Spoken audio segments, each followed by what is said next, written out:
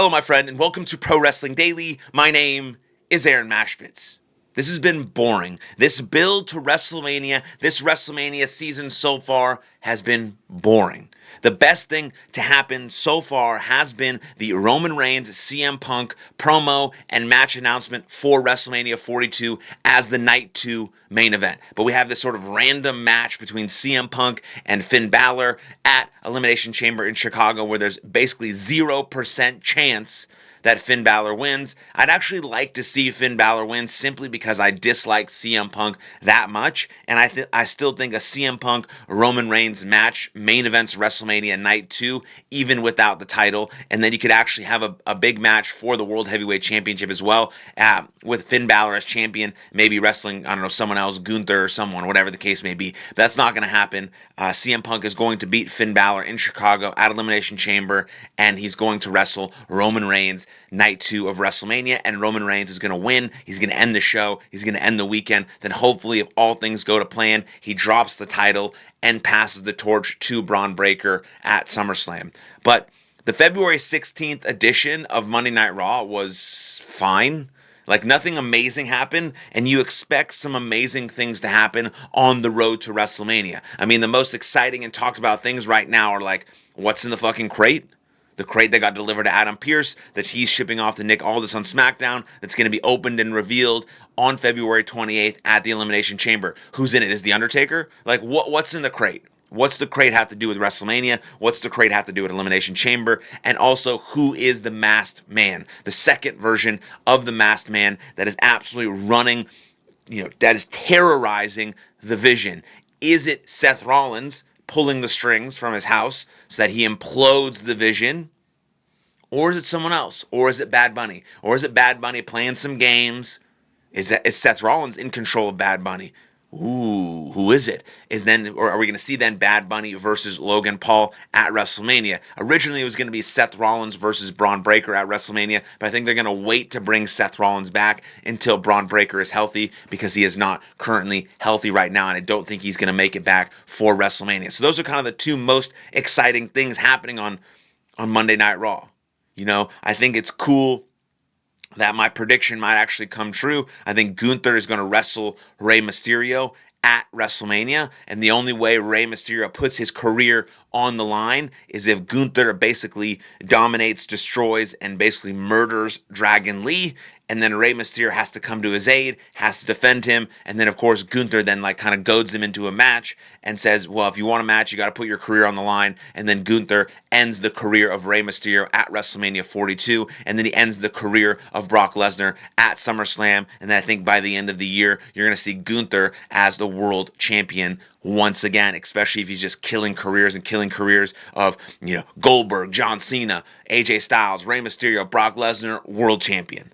And so right now they really, really do need to capitalize on Gunther. I was shocked, absolutely shocked when Javon Evans won the qualifying match to go to the Chamber. So they're trying to kind of take Gunther out of the world title picture, give him Dragon Lee, then give him Rey Mysterio, and then I think get him back into the title picture would be the best thing moving forward, because you have the real big stars of Cody Rhodes, Roman Reigns, Seth Rollins, and CM Punk, and then rise a smidge below that, you're going to have the Drew McIntyres, the Gunthers, things of that nature, and I think Drew McIntyre, I think Gunther can get elevated into that kind of top spot. I think Drew McIntyre has kind of reached his peak as really, really elite, but not in the same level as Roman, Punk, Rollins, and Rhodes. I think Gunther can kind of get to that level and maybe even surpass Drew McIntyre in that regard. It just depends on how he gets booked and how he gets used, and I think murdering Dragon Lee, then retiring Rey Mysterio will be really good. Everything else was kind of,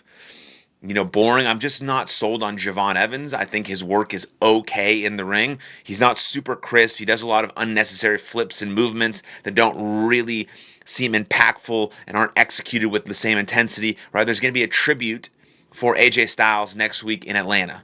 And the reason why AJ Styles was so good in the ring is because every move that he did mattered. It meant something. It was crisp. It was hard. It looked strong. It looked like it hurt. None of the moves that a Javon Evans does look like they hurt, whether it's his kicks, his jumping handspring, his random backflips, his punches to the face, all of them look bad. So I don't know who's talking to him in the back and saying, man, great workout there, we really want to put, I just don't get it. And the same with Trick Williams. Like, one of the most important things for me as a wrestler and as a worker in the ring is you'll be able to throw a punch. You have to be able to throw a punch that means something, that's vicious and that's strong and that looks hard and it looks like it hurts. You have to get a couple strikes in that look really legit, that draws people in. It suspends their disbelief. They're not just like looking for the next move or looking for the next move or looking for the next move. They're seeing you get punched, and then the sell and the snap is really important. And Trick Williams and Javon Evans just don't have that. And so I don't know what they were fucking taught at NXT, but that's a really fundamental skill when becoming a great professional wrestler. Look at all of the greats. Majority of them have really good punches, because there's where the action is created, the back and forth, the drama, the fighting, the selling, the moving, the hope spots. All of that is created off a punch, off a hope, off a dream, and you have to have those punches that look really good. Like, I don't like CM Punk, but he can throw a punch, right? Why does Gunther use the chop? Because it's a good strike. Why does Roman Reigns use the uppercut? Because that's a good strike.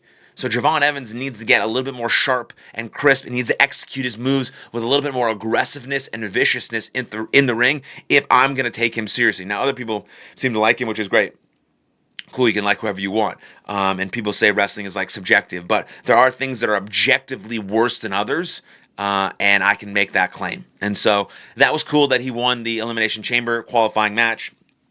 Javon Evans ends Raw, but really it was to set up the Gunther, Dragon Lee, and Gunther, Rey Mysterio. We saw the Usos and LA Knight versus The Vision for the 725th time. So I just need WWE to kind of spark something, to kind of just, jolt us with a bit of creativity. Maybe that's the Crate. Maybe that's the Masked Man being revealed. Maybe that's Bad Bunny coming back. Maybe that's something.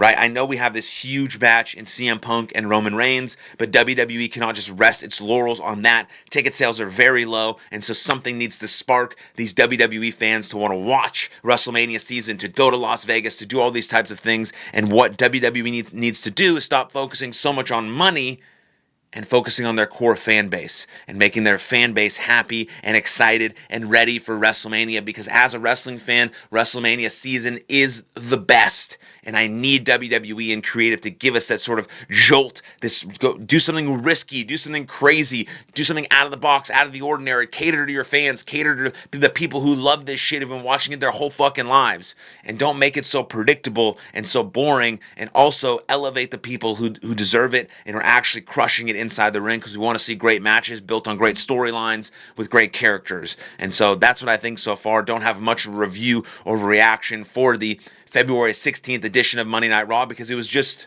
fine. It was a fine show, whatever the case may be, and I gave you some sort of interesting pieces there about to think about. And so as we move through WrestleMania season, hopefully it just gets a little bit more and more exciting, a little more risky behavior, a little more creative as we lead into, the biggest show of the year. And if you want to know exactly what I think about what should be the WrestleMania card for Night 1 and Night 2, check out the video I did on this channel of my perfect WrestleMania card. I think you'd really be interested in that. And then I'd love to know your comments. So comment down below what you thought of Monday Night Raw, what you're thinking of, WrestleMania build and season so far. Comment down below, and then like this video, subscribe to the channel, and I'll see you guys next time. Lots of love. Cheers.